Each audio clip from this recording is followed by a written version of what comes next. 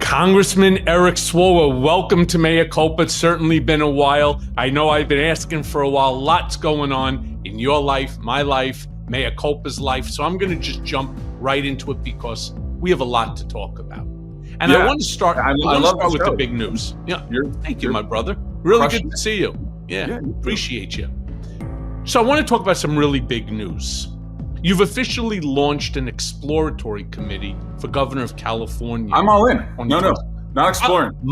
It's not exploratory anymore. Great. You're all in. Yeah. All right. Governor, California, 2026. I got a lot of friends out there, and I intend to come out there and I'll need shake that. A lot of hands. Make you jealous. People like me so much out in California. You can't imagine. But the question I really want to ask you, my friend, is why step away from Congress now? Especially when Democrats are widely expected to retake the House in the midterms. Californians are scared and prices are too high. And you're absolutely right. I would love to, again, go into the majority, work on these investigations, hold these guys accountable. But I have watched a very effective governor be a fighter, protector against the Trump administration, someone who takes a show, don't tell approach. You know, Chuck Schumer sends 8-page, strongly worded letters. Gavin Newsom takes this guy to court. He goes to the voters and gets 5 seats back to match the rigged districting in Texas. He is able to kind of mimic and mirror what the president is doing on social media in an effective way. And voters across California have told me that they see me and Newsom as 2 of the most effective elected officials taking on this guy. And it finally clicked for me that they were saying, he's leaving, there's a void, what are you going to do to step up? And so I did not plan on this. If you had told me a year ago I'd be running for governor, I'd say you're crazy. But you know, after talking to my family, my wife Brittany, who talking to our team and talking to supporters, we see a path to, 1, do the job of keeping Trump out of our homes, streets, and lives, and then 2, the biggest and most important job post-Trump is to write the story of a new California, bring down costs, grow small businesses, modernize the state, and really, be a governor that believes you should be able to take your first job, have your first kid, and buy your first house in the first decade, in your first decade of doing all of that, rather than waiting till you're 40, which is the average home buyer age in California right now. Which is amazing. Now, you may remember we were in Chicago and I met Brittany. And the first question, of course, I asked is, does Eric have a lot of money? And she said, no, why would you ask me that? I said, I'm shocked that he managed to marry such an amazing woman. I said, there's got to be something about him and so on. But then the real question that I threw out. And I didn't meet her until my second term. And you told me that. She's gone from the front desk to the front office in the hotel world, where she worked at the MGM Grand in Las Vegas, which is kind of like the hospitality training ground for the United States. Did her time there, was like an assistant overnight sales manager and front desk manager. And now today, works on the ownership side. And so she's seen all parts of the business. She hustles. She helps, to raise 3 kids with me. Mm-hmm. And you're talking. She's truly amazing. You're talking to the bread loser of that equation. Oh, she said that too. But more importantly, you'll remember that I turned around and I said, Eric, why don't you run for president? And I'll never remember. Brittany turned around and looked at me and she goes, no. Yeah. So I'm really curious. Right? You remember that? And I was like, but you're fierce. You are very much like Gavin Newsom in personality. You're young, you have the look, you have the wit to you, you have the ability, because I watched how people interacted with you. They truly like you. And that's half the battle of being a president. Yeah. First is you need people to like you, respect you, and know that you can do the job. Watching you on television, watching you during the impeachments, watching you, how you hold these Republicans to account. People dig that, and they dig you for it. And that's why I had made that comment to you. So I'm really excited for your gubernatorial race, because there's no doubt in my mind that you're a winner in this. Well, thank you. And I also believe I'm smart enough to know what I don't know, but where to go, to bring in that expertise. And that is something that I've just learned, frankly, over the years. I've been in Congress for 14 years, Michael. You could say I was a child when I was sent there, but I've learned a lot, being at the right hand side of Speaker Pelosi, as a member of her leadership team during the first and second impeachment, and of course, during the consequential first 2 years of the Biden administration with the legislation we've passed. And yeah, you're absolutely right. It's going to kill me to not be there in the majority as we bring all of these folks to account. But our great state, which is a nation state, the greatest country in the world, as I like to say, it needs a fighter and a protector. And what we did with Prop 50 by getting those 5 seats back, I think it shows that it wasn't just California saving itself, it was California saving the country. Yeah. It's funny. I may need to put Brittany on with my wife because I am dying to take over Jerry Nadler's seat. Could you imagine me up there? I mean, it would be another sort of like Jasmine Crockett, another Jamie Raskin, another. I call it murderer's row. Yeah, the murderer's row of damn straight. So Eric, you currently serve on the House Judiciary, I believe, and the Homeland Security committees. And you have truly become, and I'm inspired by it, by the way, one of the party's strongest communicators. What makes you confident that California needs you more in Sacramento, right? Yeah. More than we Democrats, me specifically, the entire country. We need you in a potential new House majority. Yeah, well, I can communicate to Californians what the stakes are. And I do that as a father of 3 little kids, an 8-year-old, a 7-year-old, a 4-year-old. So when people say there's a cost crisis, I'm living it. I get it. It's real.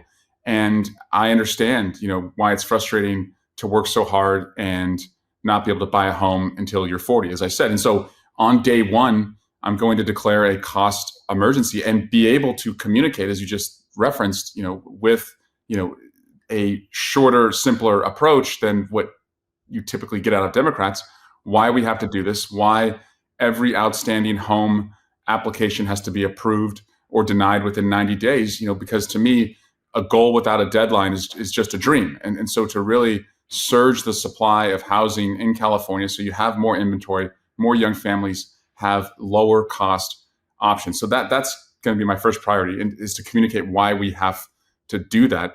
Second, to communicate, why we need to grow small businesses. Small business growth in California is in decline, and that not only creates jobs, but as as somebody who has worked in the private sector, it creates more business-to-business revenue. So I'm going to give every new small business in California for their first 3 years a tax holiday for state income taxes, so you can focus on getting your business plan together, getting off the ground, getting post revenue, hiring employees, and then having stability so that we can have, ideally, a multitude of new businesses that are bringing back revenues to the state in post year 3. I want to modernize the state, Michael. I want to digitize the DMV and have the DMV go virtual and allow those DMV employees to service Californians from anywhere, which means the 218 DMV offices in the state, we could mostly sell off to the private sector and invest that money in putting the best resources in our classrooms for our kids. So, communicating these concrete ideas to Californians that we're going to write this new California story on costs, on business growth, and modernization. One of the things that you could also do is deal with the banks, because they're impossible to deal with, especially even if you're making decent money. The banks are so regulatory that it's almost impossible. I don't care who you are to get a mortgage today. Well, if these banks don't follow certain new guidelines, open up help out the SBLICs, the state banks, and let them provide better terms and longer terms. And I'm not talking like Trump's 50-year, instead of pushing people for 5-year or 7-year, start it out at a 10-year where people can actually one day own their home, not at the age of 92. If you're starting at 40, it's going to take you 50 years to pay it off. 90, right? That's things that I'm with you 100%. But I do want to touch on the fact that you personally have developed a national profile because of your role in both Trump impeachments as well as your consistent battles. I've never seen anybody. There's a few of you, but not too many. Certainly it ain't Chuck Schumer. It certainly ain't Hakeem Jeffries with the constant battles with MAGA figures like Jim Bag Jordan or Marjorie Taylor Greene. Did that visibility factor into your decision, or was this purely driven by California's challenges? It's California's near-term challenges, which is the next 2 years with Trump and what he's done, chasing immigrants through the fields where they work, putting troops in our streets, and raiding the cancer research funding from our universities, which only makes cancer funding and cancer cures farther out of reach. So being the fighter protector in those next 2 years to make sure that we are able to survive those 2 years as a state. And then, as I said, a longer term, writing that new California story on costs, growth, and modernization. But I have a lot of experience taking on Trump in real time. I'm the only person in the field, one, who has a job, and two, the only person in the field who is in the arena, like right now, taking on this guy. And so the Russia investigation to the Ukraine investigation in the first impeachment manager in the second impeachment, testifying in the Colorado case to keep him off the ballot for what he did on January 6th. And then, of course, having the January 6th lawsuit and leading the January 6th effort for Democrats in this Congress. I know this guy. I know that the only side of the ball you can ever be on with him is offense. And that's what I want to do on behalf of Californians to get us out of this Trump hell. And as I said, to a new day, a new California. You're also the only one on the ballot that can turn around and say, hey, Mike Cohen is my buddy. Yeah, proudly. Right? Which is probably more important than all the other stuff. But I do want to seriously ask you, because you are legitimately Trump world's most consistent critic. You see the governorship as a broader platform to push back on the federal overreach that we've seen during this term, especially, as you just brought up, immigration, education mandates, federal retaliation against blue states, and especially California?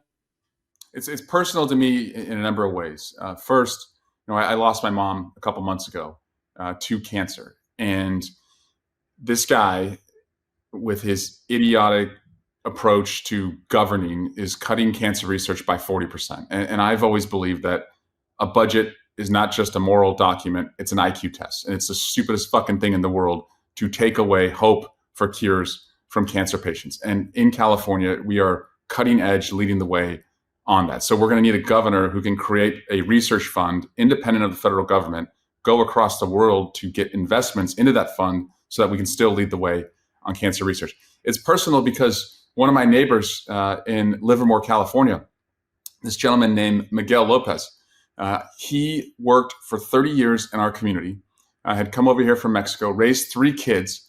Michael, he worked at the winery in our town where my wife and I were married, goes to his immigration proceeding, which is an indictment on how long it takes to even adjudicate these cases. He's been going for decades. And in April, gets picked up at this proceeding, taken into custody. A judge tells the Trump administration, do not deport him, give him his due process. They do it anyway, send him to Mexico.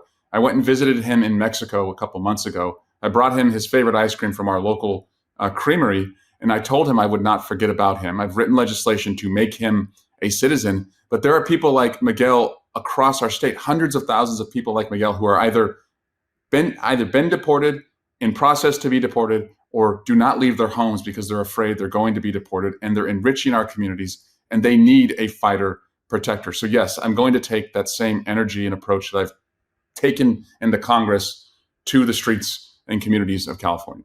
Yeah, no doubt. No doubt. Like I said, I've known you long enough to know if there's anybody that's willing to put on the gloves and go a few rounds, it's certainly. I'm happy you asked me to come on, because the beauty of a podcast is, it's not like a TV interview where it's just a couple minutes back and forth. I hope your viewers know that I don't wake up every morning seeking to go to battle with Donald Trump. I truly got into public service to fight for my neighbors, but this guy just gets in the way. And that's where I'm going to go right through him when he does that. But it comes from a father who was a police officer. And I was raised by a working class dad a mom who worked her ass off with a multiple number of different jobs, raised 4 boys. 2 of them became police officers. I became a prosecutor. But my earliest memory, when my dad had ascended to become a police chief, he was cleaning up corruption in this small town that we had lived in. And he was kind of under the thumb of a corrupt mayor and city council who wanted him to make cases go away in the community. And he refused to do it. They called him to carpet in a public hearing, which is just crazy. But I mean, this is like 1986. And they told him at a public hearing, if he did not reverse some of the cases against the council members and their friends, they would fire him. And one of my earliest memories, Michael, was my mom and dad in the living room talking about what they would do if he got fired. And I remember it because I was a kid and I just thought he was like literally going to be put in a fire. That's why it like stuck with me. But my dad said, fuck that. I'm not going to reverse your cases, be a part of your corruption. And they fired him. And he packed up his little family, moved us out west. That's how we made our way to California. He would never work in law enforcement again, which I know just kills him that, you know, he would have to leave law enforcement. But I saw a man who was willing to lose his job to do what's right. And that's what is in such contrast to the weak cowards I see in the Republican Party today who do everything to keep their job and tell me privately they know what Donald Trump is doing is wrong. And so I was raised by that guy who was willing, you know, to lose his job to do what's right. So I don't care if Trump's a Republican, a Democrat, an independent. He's just corrupt in my mind. And that's why I just want to make sure that the public knows it and he doesn't get away with it. See, I'm glad that you brought that up because people think that every day everybody gets up, whether it's on Midas Touch, Mea Culpa. By the way, you know, the reach on this podcast has literally, I started this when I was on home confinement to be able to have a voice that got out past my apartment. And, you know, we've now over 500 million downloads on So Mea proud of Culpa. you. We're doing like Really 500,000 between our YouTube and between the audio. So yeah, to those of you who are in California, Eric Swalwell is the real deal. All right. And anybody from California, anybody around the country that wants to help the campaign, by all means, where's the place to go? EricSwalwell.com and Eric Swalwell on How unique. Instagram, TikTok. Yeah. Keep it simple. How unique. So you know, let me Aaron Sorkin, who's like a California legend, wrote The West Sure. Wing. He once said, "Shorter is better, simpler is best," and I try and take that approach in my campaign. Well, it's a great one. Meanwhile, when you look back at this year, because you know we are now in December, hard to believe. Trump's mass deportation orders, 30-country entry ban proposal now, DOJ lawsuits against political opponents and critics, blah, blah, blah, whatever else. Is there a single moment that made you say, I can't just legislate from DC anymore? I actually need executive authority for California. Yeah, it was really that experience with Miguel going to Mexico and his wife Rosa telling me that every Sunday night, and again, he doesn't live too far from where I live in Livermore, that every Sunday night, 3 generations of their family gather for dinner and there's an empty chair that is to reflect where Miguel would be. And just knowing that, California, in my district in particular, like 40% of my constituents were born outside the United States. We're the 8th wealthiest district in America. So there's a straight line between like their immigration, their resiliency, and the wealth they've created. And to think that this guy, this president, is going to fuck with that. He's going to terrorize them and also just tank our economy and opportunity. And it's not, as I said, it's not something I planned, but it's something I'm equipped to do. And that's why I'm going to do it. But this year he has tested us, as you said, in every way, right? I mean, we have found, and you have worked intimately and up close and personal with this guy, that America's in a position where the most thin-skinned, insecure person who's ever walked this earth coincidentally also happens to be president of the United States, which means if you make a joke about him, he throws you off the air. If you criticize him and you're in elected office, he uses the Department of Justice to come after you, something that you're uniquely familiar with. If you're a blue state governor and you push back against him, he pulls your cancer funding or your port security funding or your clean energy funding. If you're a military veteran who tells our military members that you don't have to follow illegal orders, he threatens to, hang you. And so that's who this guy is. Now, what we have on our side and what's going for us is we're getting our confidence back and we're building momentum. So what we did last month in Virginia, in New Jersey, and statewide in Pennsylvania, and of course in California, we won. And we won with big numbers, double-digit numbers in the Virginia and New Jersey governor's race. Voters believe that this administration costs too much as far as what we pay, and costs too much as far as what we have given up in our rights and our freedoms.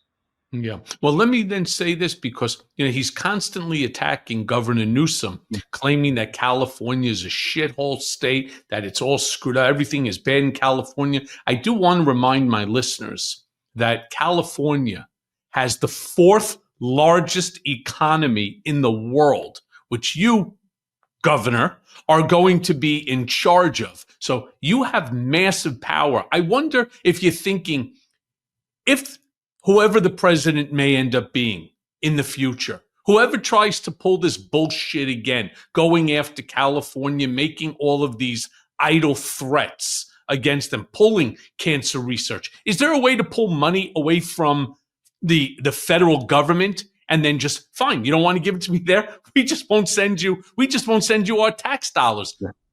California actually pays for, I think, a half a dozen delinquent red states, ruby red states. Your payments to the federal government as a state covers their losses. Like New York, we're a donor state, right? And we don't just pay and cover their losses.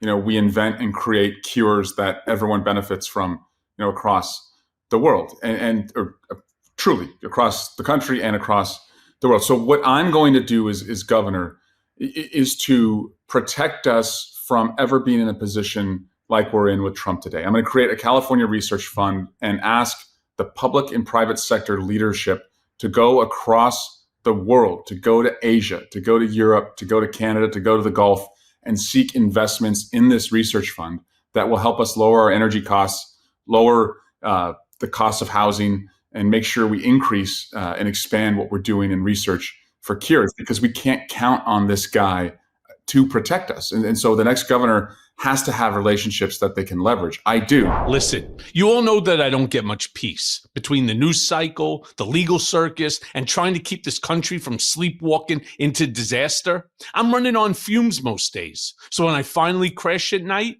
I actually need a mattress that doesn't fight back.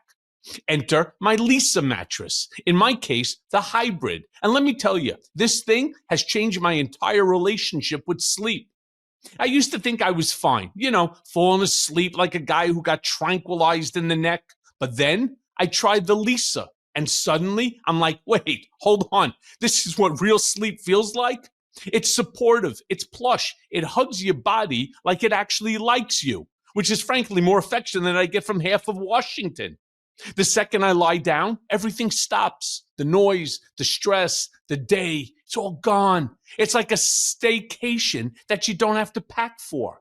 Lisa really dialed in how this thing adjusts to your body and your sleep position. So whether I'm on my side, my back, or starfishing like I just gave up on life, it truly works.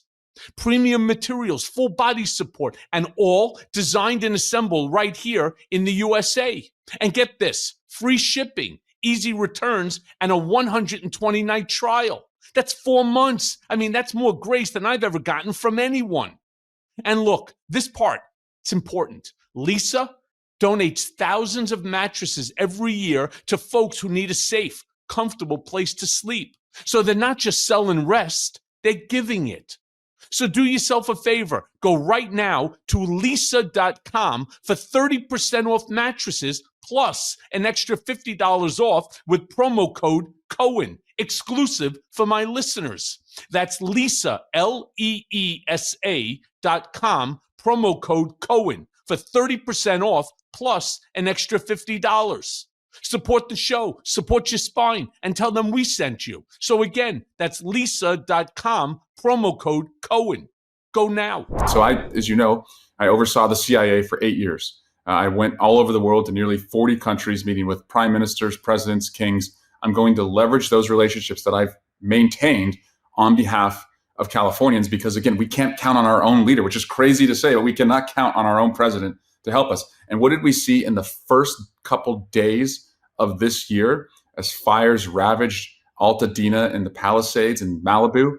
We saw, as soon as Donald Trump came into office, just 2 weeks later, that he would not give us or make sure that we were taken care of in the fire disaster relief that every other state would get if they suffered a hurricane, a flood, an earthquake, that he went after Californians. So yes, Californians are pissed off. They see a president who's declared war on them, like literally by putting troops in the streets, but also figuratively in the way that he has denied us resources, and as you just pointed out, has tried to like dehumanize us and demean us with how he describes our great state.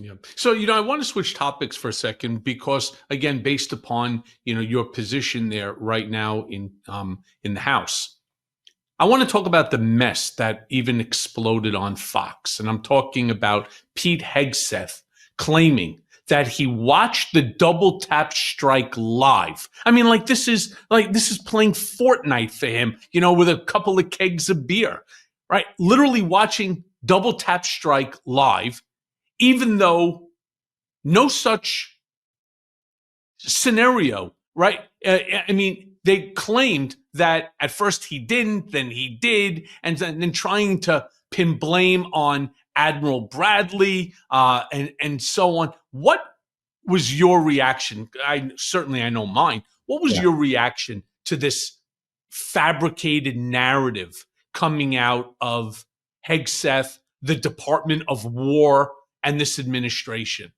So let's start at the top, because the president is the commander in chief, right? And if you were to believe him, he is saying, I don't know what you're talking about. That's what he keeps saying every time he's approached for something that Hegseth or Patel or Noam has done.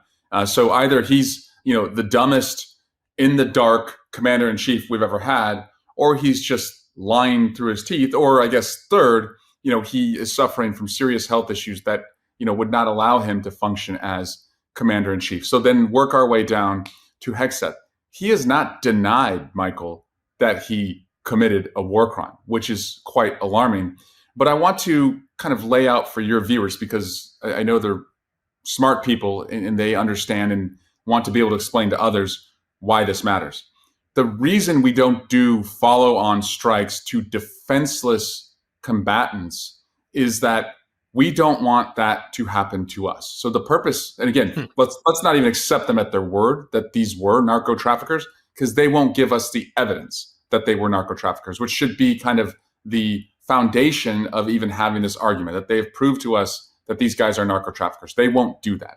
But if you even give them the benefit of the doubt that these guys are narco traffickers, you take a strike, you stop the boat. So the threat has been neutralized. There's survivors in the strike.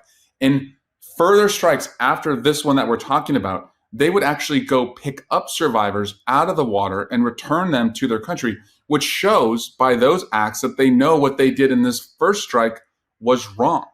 Then you have lawyers who have resigned from the Department of Defense, again, to me suggesting they don't want to be a part of this at all. So this Congress, unfortunately, is not going to do much to hold Pete Hegseth to account. But boy, he should be ready to become familiar with, the Armed Services Committee, the Oversight Committee, the Judiciary Committee. There's a lot of folks who are going to have jurisdiction. And the problem, Michael, is my Republican colleagues, they believe, one, that they're invincible, and two, that even if they're not invincible and we were to take the majority, that we don't have the balls to hold them accountable. And I'm telling you that Robert Garcia, Jamie Raskin, some of the leaders who are going to be chairing these committees, they are all in to bring transparency, and it's all going to come out. I don't know why they would think that you're not going to hold them to account. This is such a simple thing to do. I mean, I don't believe that what Hegseth or Trump or whoever else may be involved, I have a hard time declaring this as a war crime. And everybody keeps saying, why would you say that? It's a war crime. It's a war crime. Eric, I got to be honest with you. I wasn't aware we were at war. So how can it be a war crime if we're not at war? Yeah. You know what I see this as? I see this as murder one. Yeah. When you have somebody, when you have somebody literally floating in the water, hanging on to wreckage for dear life, right? Because they're not 25 feet out from the shoreline. They're kind of far out there in the water. They're clinging on to debris from the wreckage after a drone strike to an aluminum 18 to 20 foot boat that, by the way, I don't think and I don't think any members of Congress on either side of the aisle know exactly what was in those boats. Yeah. I don't think any information has been given at all. When they're clinging for dear life to the wreckage, as you said, they're supposed to pick them up. They're supposed to do a double tap, another strike on defenseless individuals. And I don't care if they even still had guns wrapped around their neck. They have been neutralized. They're in the water. And you're right. That's the responsibility, because if it was the other way around, that's what we would want. In fact, that's what we would expect. You're so right, Michael. Like we're almost accepting their approach here that this is a war or a conflict, and they have not gone to Congress. They haven't justified in any legal way why we should do this. And if I just step back and speak on behalf of Californians, I can't speak for New Yorkers. Going to war with Venezuela ranks about 200th on what people care about and what the president promised. Again, we have to keep hammering this guy. He said costs are coming down on day one. We're at like day 320, and he's 0 for 320. And he's taking on these pointless wars with Venezuela. He's fucking around with other countries threatening to go to war. And everyone is just asking, like, what about me? I was told my costs were coming down. I was supposed to see some Doge check. I was supposed to see some tariff check. You haven't seen any of that. You've just seen, as you said, the skyrocketing prices. Yeah, skyrocketing prices as a result of tariffs. But even greater than that, we are accepting the notion that we are at war. And I don't know, I wasn't the greatest student. I did, I like to read what I wanted to read, not what the teachers wanted me to read. But I somehow remember that it's Congress who declares war, not the president, not the secretary of war. Right? And that's shame on a Republican Congress, right? Shame on a Republican Congress for not insisting that he come to them. I totally agree. So let me ask you then, how dangerous would you say it is when these Trump-aligned broadcasters like Fox News, when I listen to Jesse the Jerk-Off Waters or Greg, Lilliputian Gutfeld, and they sit there and they spew this Trump, aligned bullshit, inventing this military operation. This is an all-out military war. We stopped enough fentanyl from these 23 boats with the 100 individuals that would have killed every American 5 times over. Interesting. Because from my viewing of the boats in the water, I don't see shit in there, right? To be honest with you, right? But the problem is millions. And that's not where the fentanyl is coming from, by the way. The fentanyl comes from, of course, it's come from China, Mexico and China. Through Mexico. No, it starts in China, comes through Mexico. Of course. But they won't just show us the receipts. Like I think most Americans are pretty reasonable, where if you can show that you've got like cartel guys bringing in drugs that are going to affect our community, we want you to be, inventive. I don't see why having the Coast Guard interdict and stop them and bringing them to justice, like, we have the resources to do that, but to just do this without any evidence, and then, as you said, to follow on with this double tap strike, that is not who we are, and they better believe that they're going to be held to account. It may not be by their own, but in a year, it's going to be a very different Congress.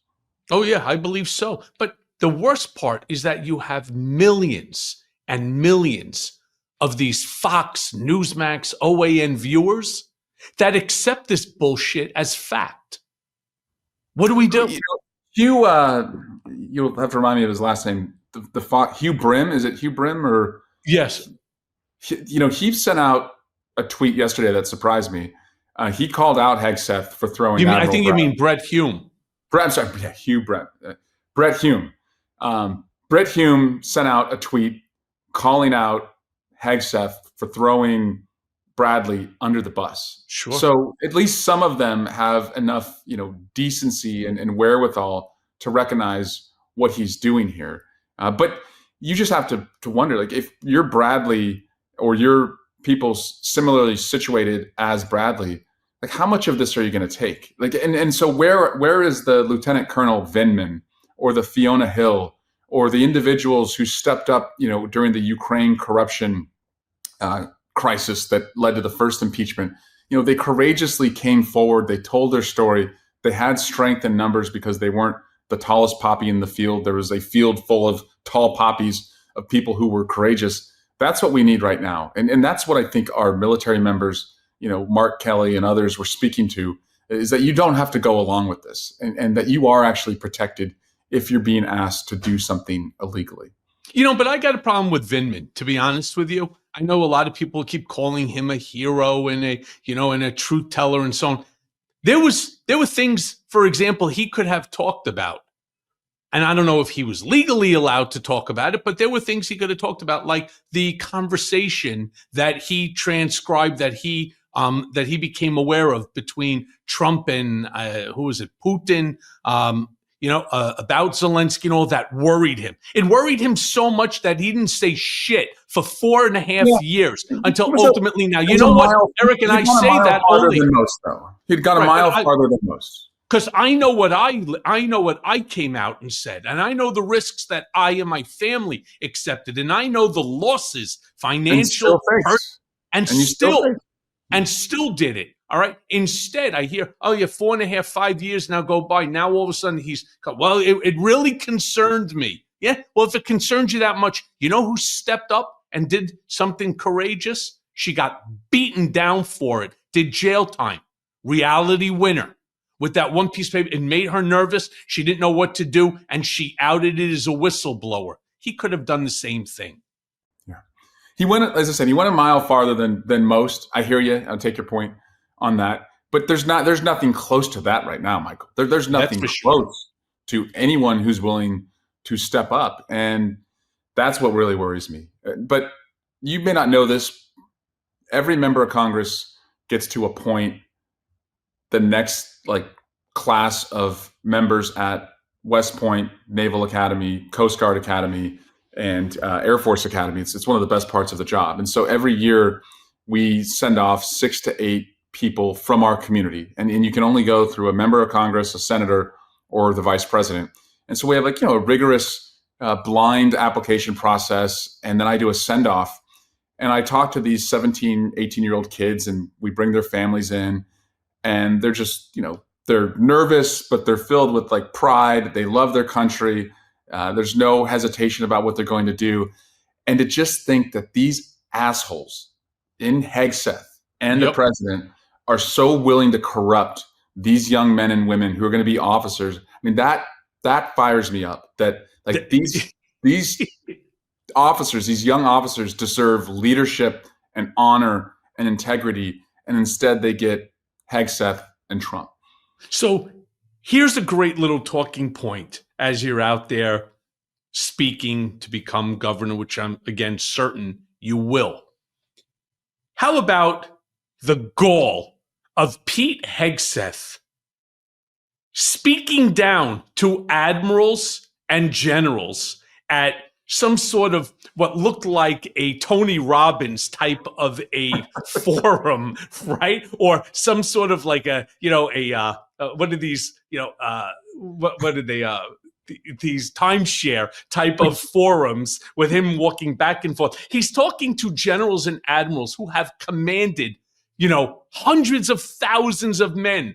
And he's got his chest out. He's got his shoulders pumped, right? And he's sitting there saying, when I led the squadron from my platoon, your platoon jerk-off was 18 people. And you're probably the one screaming, oh, please, me, right? Me, look at my hair. It's all slicked back. I look the part, right? I mean, you're preaching to a bunch of guys who have literally been through battles. They have commanded hundreds of thousands of men, right? They have gone through war, real personal, emotional, physical war.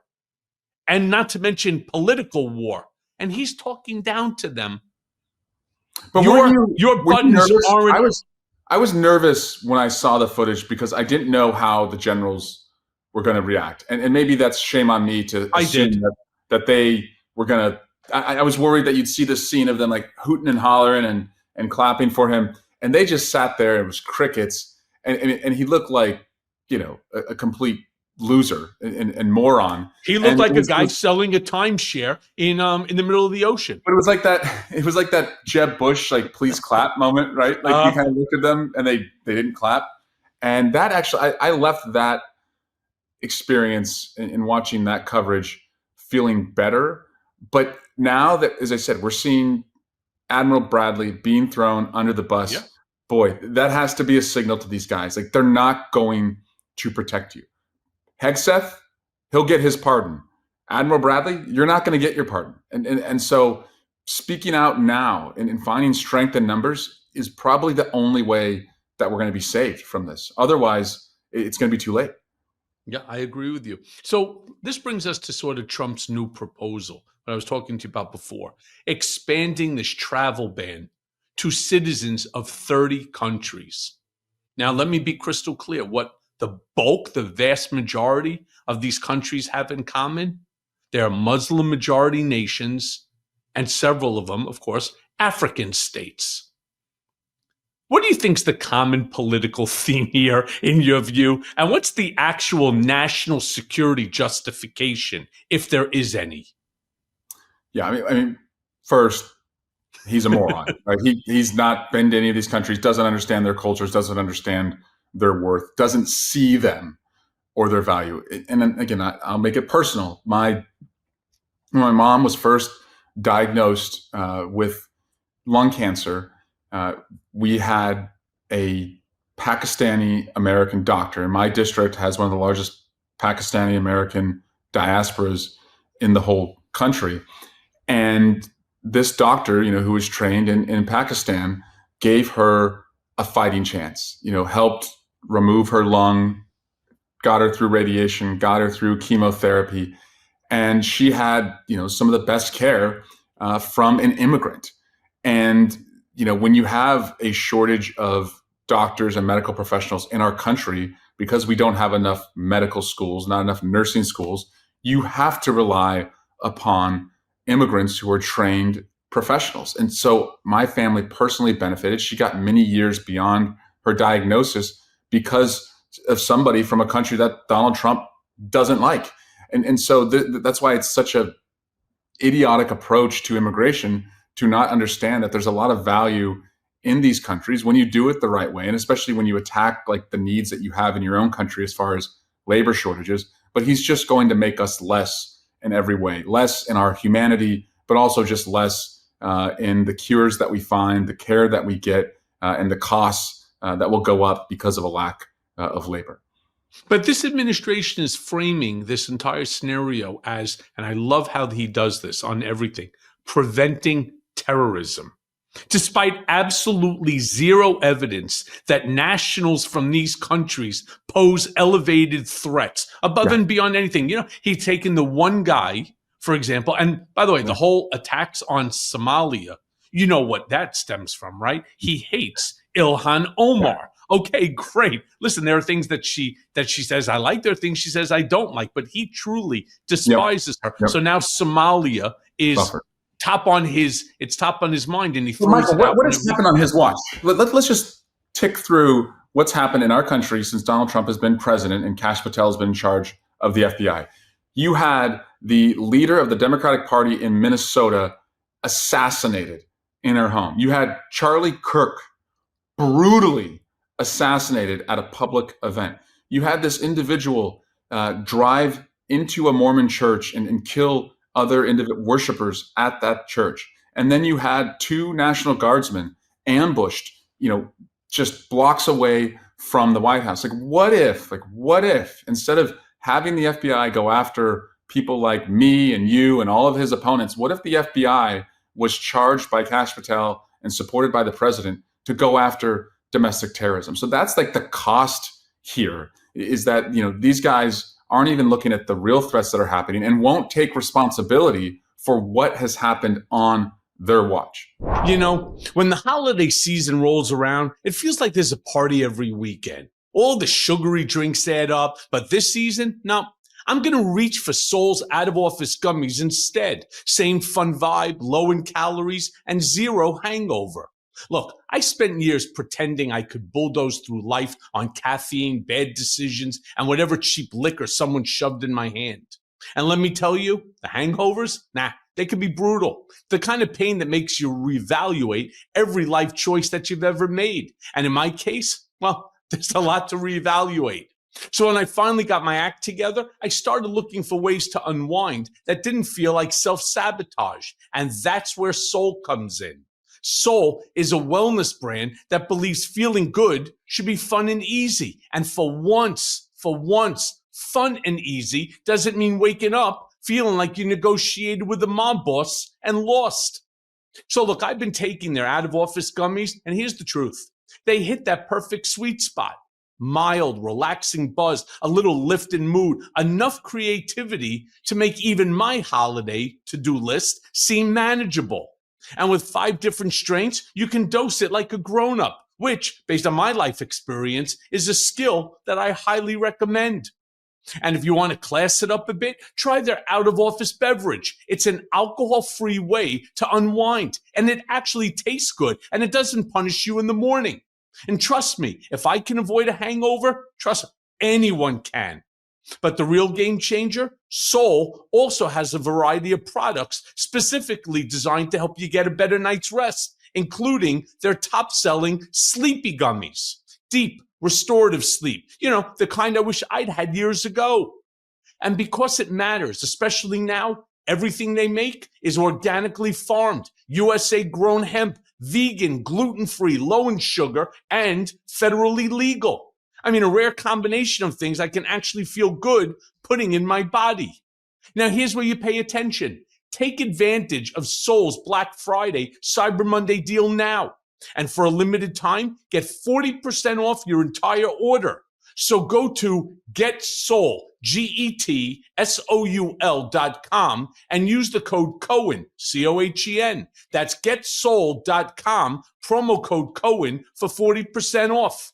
Don't miss the best deal of the year. Go now. Last year, I bought my parents another gadget that they never opened. But this year, I wanted to give them something that actually matters, something that keeps giving year after year. I realized the best gift I could give my family was time, more time together. And that starts with health. And that's why I'm genuinely excited about Superpower. Superpower is a new kind of health platform that helps you finally get answers about what's really going on inside your body and what to do about it. One simple lab test, checks over 100 biomarkers, hormones, metabolisms, vitamins, minerals, thyroid, heart health, you name it. Then they give you a full report and a personalized action plan. Nutrition, supplements, lifestyle guidance, all of it laid out clearly. There's no guessing, no confusion. I mean, I've already signed up and I love seeing what's actually happening inside me instead of just hoping that I'm doing it right. It's like a health GPS for your life. And the best part, every gift membership comes with a free $49 Superpower gift box, ready to wrap and give. For $199, you're giving something thoughtful, meaningful, and potentially life-changing. So give your loved ones something that actually lasts, better health, and more time with you. So go to superpower.com/gift to get a free $49 premium gift box with your gifted membership. That's Superpower, superpower.com/gift. And after you sign up, tell them that you heard about it on this podcast. Help support the show and start giving the gift that really matters this year. No more than they'll take responsibility regarding drugs. You need drug prevention. You need treatments. You need courses. You need education on the damages of drugs so that people don't even get started with them. You know, just because it's there doesn't mean that you have to do it, right? In fact, if people were educated enough, you know, maybe a good portion wouldn't. But That's not what they're about. It's all about this sort of animus and the fracturing of America, making us divisive so that we look at these 30 countries as less than us. It's very, very Third Reich. Now, I do want to say, I want to talk about like this plot. I call it the plot twist of the year. Yeah. You have Marjorie real Taylor estate. What's that? Marjorie Taylor Greene? No. Better than Marge. Okay. It's a good one. Maybe we'll find time to get to her. But I'm talking about real estate developer Steve Witkoff and son-in-law extraordinaire Jared Kushner literally holding private conversations with Russian intermediaries about ending the Ukraine war. When you heard that, especially being on the committees that you are, when you heard that, what was your initial reaction? What went through your mind?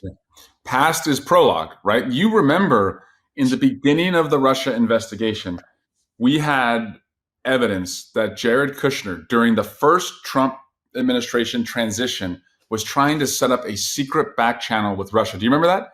I remember he had asked if there was a way to communicate with them, not through formal channels. So, he could put us in a, compromised position because we wouldn't know what was being discussed or what was being leveraged by the Russians. And so this looks very much like that. And what I don't understand in their approach, because it's so un-American, is they're trying to, at best, like both sides this thing, like as if like Russia is owed the same like dignity and decency that the Ukrainians are owed, which is complete bullshit when you look at who aligns with our values and who doesn't. And so we have lost a lot in the world because of what these guys are doing. And let me just venture a guess. Would it surprise you, Michael, if we found out that Witkoff and Kushner had some side deal or side investment or side spec on some future project in Russia? I mean, that's always the motivating factor here. I'm not thinking about them being so bold as to do some deals in Russia. I'm talking about actual cash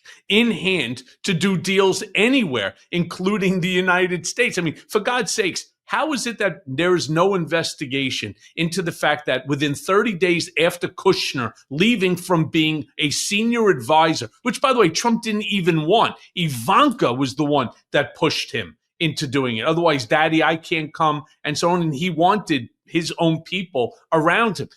Imagine 30 days after, he opens up a fund.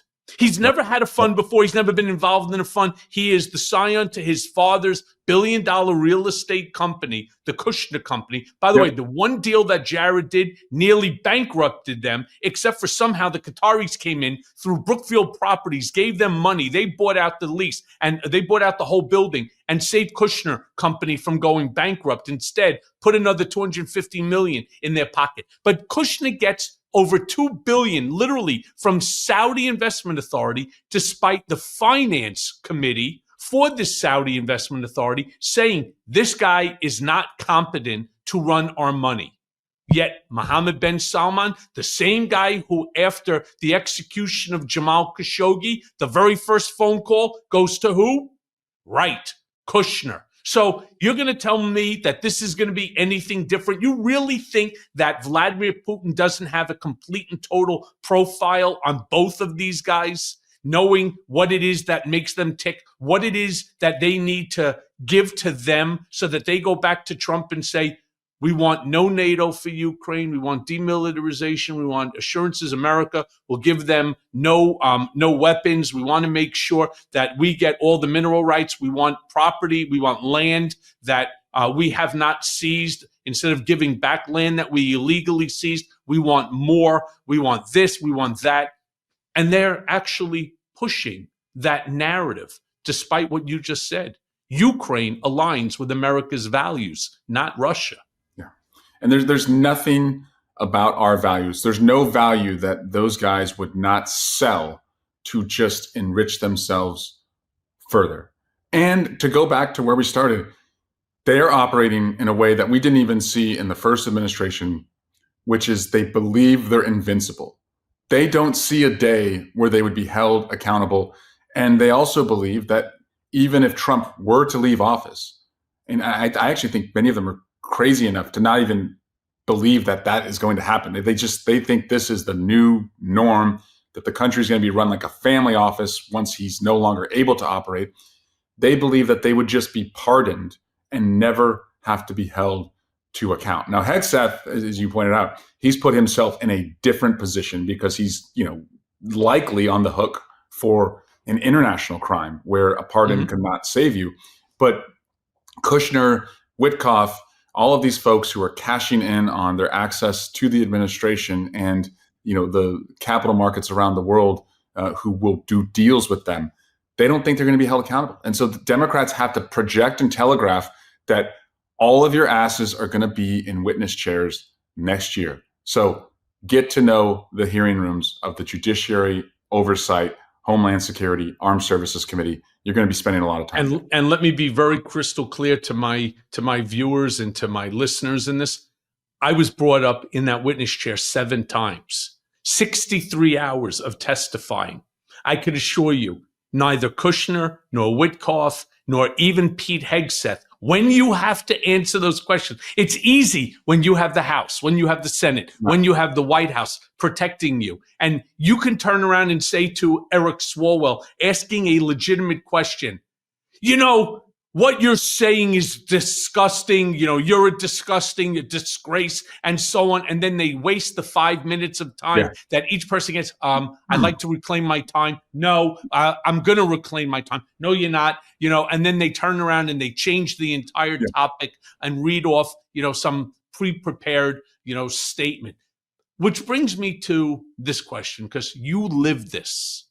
Yeah. And you've been traumatized by it, I can tell. You can, that's for sure. Having been targeted with conspiracy theories and smear campaigns during the last administration, you ever wonder whether you're back on Trump's enemies list today and what that means if you actually win the governorship? Well, Michael, you may have seen that just a couple of days before I announced I was running for governor, Bill Pulte, who is like a low-level appointee, referred my mortgage to the Department of Justice, and doing it in the same nonsense way he did with Adam Schiff, Tish James, and Lisa Cook from the Fed board.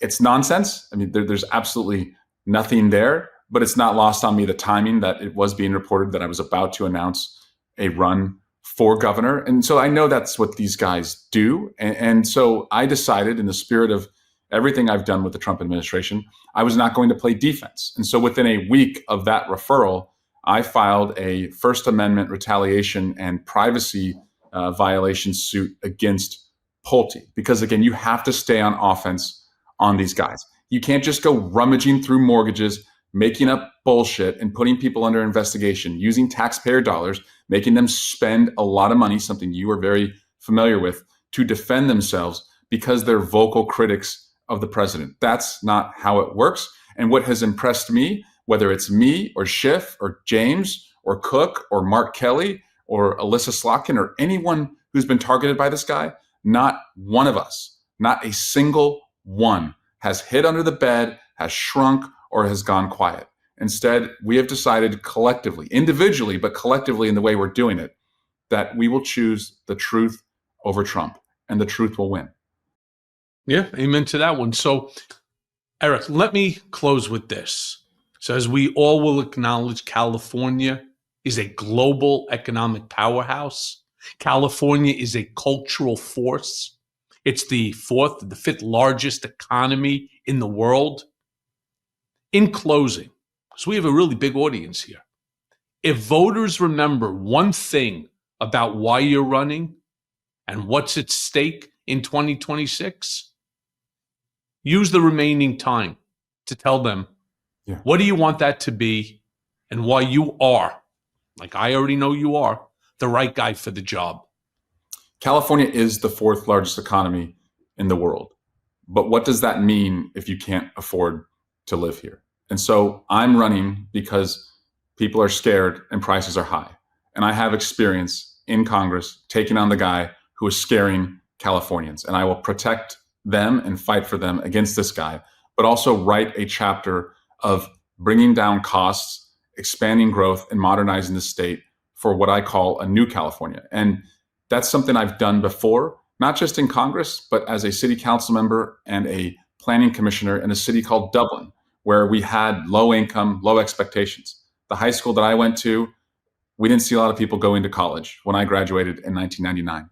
I came home, we invested in affordable and market rate housing. I worked with the labor from building trades, developers, builders. We added homes to the community, brought in high-end employers. We even got a Whole Foods. And that high school where just 25% of us went to college in 1999, today, 96% go to college. Wow. So I've seen a turnaround story for a city that I helped lead, and I want to do that for the rest of the state. That's what a new California is. And Michael, let me just say in closing, because I'm writing a comeback story for this state that I love, you individually are your own comeback story. And I think, is the writer from one of my favorite shows, The Wire, David Simon, once said, he said, we all get a second act and we all get to write our own endings. And you are living this second act. And I'm so proud of you in the way that you're doing it, the truth that you're telling, the people you're holding to account,